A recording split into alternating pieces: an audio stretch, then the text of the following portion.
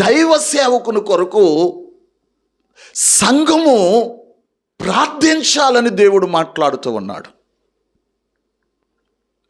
దైవ సేవకుని కొరకు సంఘము ఉపవాసం ఉండాలని దేవుడు మాట్లాడుతున్నాడు. దైవ సేవకుని కొరకు సంఘము సింహాసనం తట్టు చేతులు చాపాలని దేవుడు మాట్లాడుతూ ఉన్నాడు. మీరు ప్రార్థన చేయుట వలన, మీరు ఉపవాసం ఉండుట వలన, మీరు సింహాసనము తట్టు చేతులెత్తి నా కొరకు దేని నిమిత్తమైతే ప్రార్థన చేశారో అదే అనుభవం నా జీవితంలో మీ ప్రార్థనల వల్ల నాకు దయచేయబడ్డది. దేవునికి స్తోత్రం. మనము ప్రారంభం నుంచి అపోస్తులను గమనించినట్లయితే అపోస్తులు సంఘం కొరకు ఉపవాసం ఉన్నారు.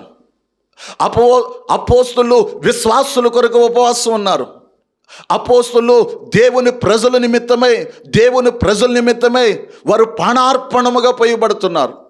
వారు తరచుగా ఉపవాసములలో, జాగారములలో దేవుని సంఘము కొరకు, దేవుని ఆత్మల కొరకు, దేవుని ప్రజల కొరకు ఎంతో ఎంతో శ్రమ పడుతున్నారు. ప్రాణార్పణముగా పోయబడుతున్నారు.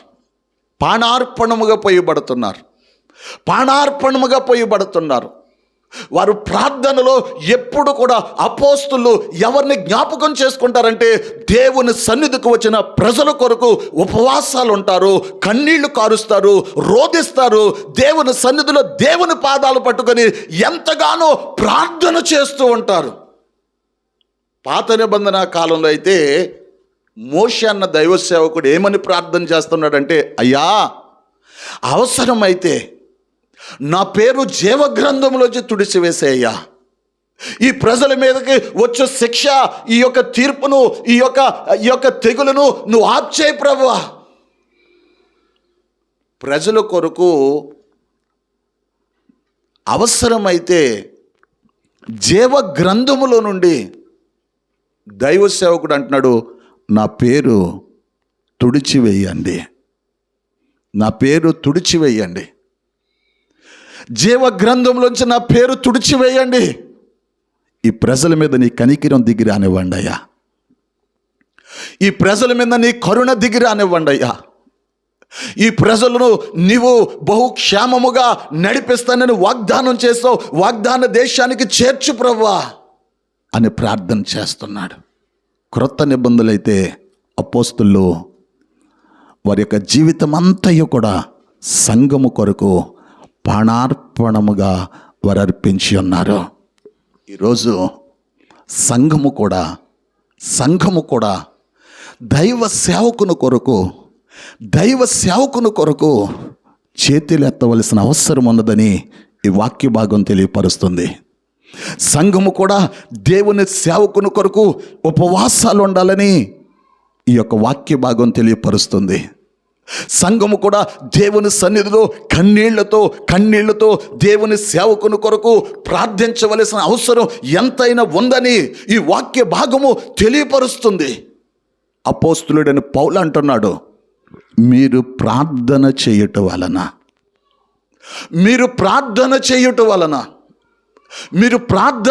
వలన యేసు ఆత్మ సమృద్ధిగా నాకు దయచేయబడ్డది. చాలామంది దైవ సేవకుని కొరకు ప్రాణాలు అర్పించడానికి కూడా సిద్ధపడిన ఎంతోమంది భక్తులు దేవుని లేఖనాల్లో మనకు కనబడతారు. షారేపతను గ్రామంలో ఒక విధవరాలు ఉంది. ఆమె దగ్గర కొద్దిగా పిండి మాత్రమే, కొద్దిగా నూనె మాత్రమే ఉంది. ఆమె కుమారుడు ఒక అప్పం వేసుకుని ఇద్దరు తిని ఇంకొక రోజు బ్రతకాలని ఆశపడుతున్నారు. ఈ సమయంలోనే దైవ సేవకుడు, దేవుని ఆత్మచేత నింపబడిన సేవకుడు ఆమె యొద్దకు వెళ్ళి ఆమెను ఏమని అడుగుతున్నాడో తెలుసా? అప్పాన్ని అడుగుతూ ఉన్నాడు. ఆ అప్పం వారు తినాలనుకున్నారు, ఒకరోజు బ్రతకాలనుకున్నారు. దైవ సేవకుడు దేవుని ఆత్మచేత ప్రేరేపించబడి, అమ్మ అప్పం తీసుకొనిరా. ఆమె హృదయపూర్వకంగా నేను మరణించినా పర్వాలేదు, నా కుమారుడు మరణించినా పర్వాలేదు, దైవ సేవకుడు బ్రతికి ఉండాలి. దైవ సేవకుడు బ్రతికుంటేనే మా ప్రాంతానికి క్షేమం. దైవ సేవకుడు ప్రార్థిస్తేనే మా కుటుంబాలకి క్షేమం. దైవ సేవకుడు ఉంటేనే దేవుని యొద్ద నుండి మహిమ కలిగిన ఆలోచనలు మాకు అందించగలడని తన ప్రాణమును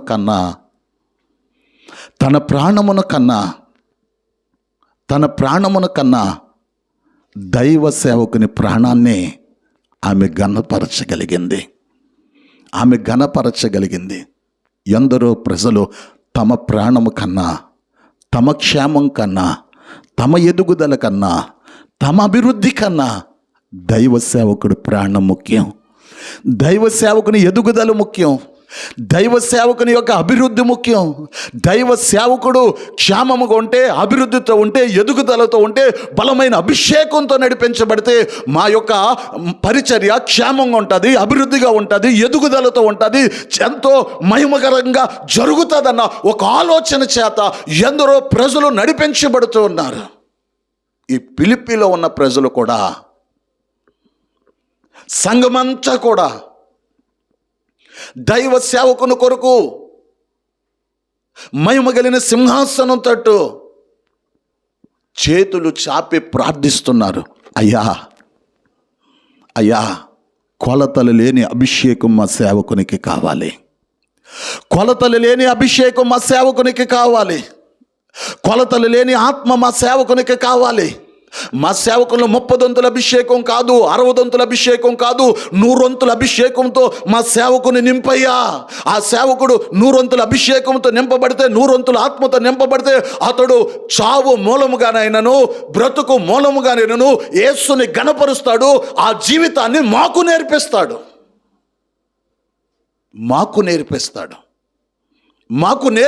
ఆ జీవితాన్ని.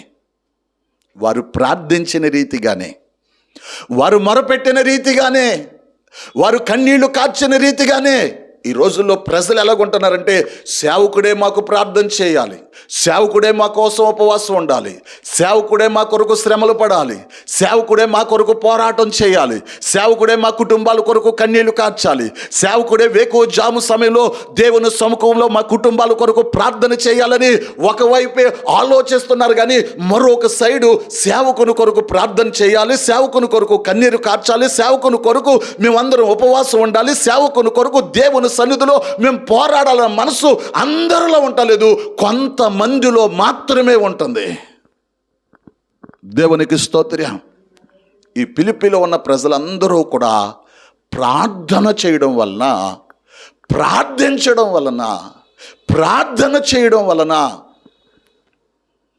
పౌలు అన్న దైవ సేవకునికి ఎటువంటి అభిషేకం అనుగ్రహించబడ్డదంటే, సమృద్ధిగా అభిషేకం దయచేయబడ్డది. దేవునికి స్తోత్రం. చదవండి ఫిలిప్పీలకు రాసిన పత్రిక 1వ అధ్యాయం. నేను మిగులు అపేక్షించుచు నిరీక్షించుచున్న ప్రకారముగా మీ ప్రార్థన వలనను యేసు క్రీస్తు యొక్క ఆత్మ నాకు సమృద్ధిగా కలుగుట వలనను, మీ ప్రార్థన వలన యేసు క్రీస్తు యొక్క ఆత్మ నాకు సమృద్ధిగా కలుగుట వలన ఆ ప్రకటన నాకు రక్షణార్థముగా పరిణమించునని నేను ఎరుగుదును. నా మట్టుకైతే బ్రతుకుట క్రీస్తే చావైతే లాభము. దేవునికి స్తోత్రం. దైవ సేవకుని కొరకు విశ్వాసులు ప్రార్థన చేయాలి, విశ్వాసుల కొరకు దైవ సేవకుడు ప్రార్థన చేయాలి. అందరూ కూడా జీవము కలిగిన దేవుని తట్టు చేతులెత్తి దేని కొరకు ప్రార్థన చేయాలంటే, సమృద్ధిగా ఆత్మ మనలోనికి రావాలి, అభిషేకం మనలోనికి రావాలి, ఆత్మదేవుడు మనలోనికి రావాలి, కొలతలు లేని అభిషేకం రావాలని అందరము కూడా దేవుని సముఖం వైపు, సింహాసనం వైపు, సియోను వైపు చేతులు చాపగలిగితే ఒక మహిమగలిగిన అభిషేకం మనకు దేవుడు ఇవ్వడానికి సిద్ధంగా ఉన్నాడు. అది ఏ అభిషేకం తెలుసా? సమృద్ధిగా అభిషేకంతో మనల్ని నింపడానికి దేవుడు ఇష్టపడుతున్నాడు. అది సమృద్ధి అయిన అభిషేకం, సమృద్ధి అయిన అభిషేకం. దేవుని సముఖానికి వచ్చిన నీతో మాట్లాడుతూ ఉన్నాడు. ఈ వాక్యం వినుచున్న దేవుని ప్రియ సహోదరి, ప్రియ సహోదరుడా, ఏ స్థలంలో ఉన్నా, ఏ ప్రాంతంలో ఉన్నా, ఏ గ్రామంలో ఉన్నా, ఏ దేశంలో ఉన్నా, నేరుగా ఈ సమయంలో దేవుడు నీతో మాట్లాడుతున్నాడు. నీకు ఒక అభిషేకం అవసరం. ఆ అభిషేకం ఏంటంటే సమృద్ధిగా సమృద్ధిగా నీలో పరిశుద్ధాత్మ అభిషేకం దిగి రావాలని పరమందున్న దేవుడు వాంఛించుచు ఉన్నాడు. ఎప్పుడైతే సమృద్ధిగా అభిషేకం మనలోనికి వస్తుందో, ఆ అభిషేకం ద్వారా మనం ఎలా మార్చబడతామంటే, ఈ దేహము ద్వారా బ్రతుకు దినములలో దేవుని నామాన్ని మహిమపరిచే వారంగా మార్చబడతాం.